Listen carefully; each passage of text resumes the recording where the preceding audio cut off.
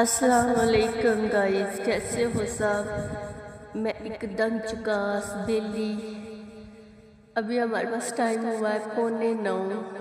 काम करने को तो बहुत है लेकिन जी कुछ भी करने को नहीं चाह रहा। सो स्क्रॉलिंग कर कर कर कर कर कर के भी थक गए।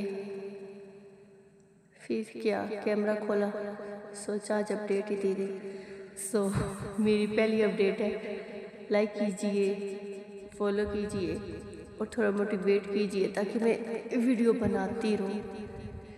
1-2 बनाई बस, 2 वीक का स्टे लिया, लेकिन ना करने से बेहतर है ना, इंसान को कुछ करना चाहिए। इट हो या ना हो वो एक अलग बात है, लेकिन कुछ ना कुछ करते रहना चाहिए। आप भी बताओ क्या कर रहे हो, आपका दिन कैसा गुजरा।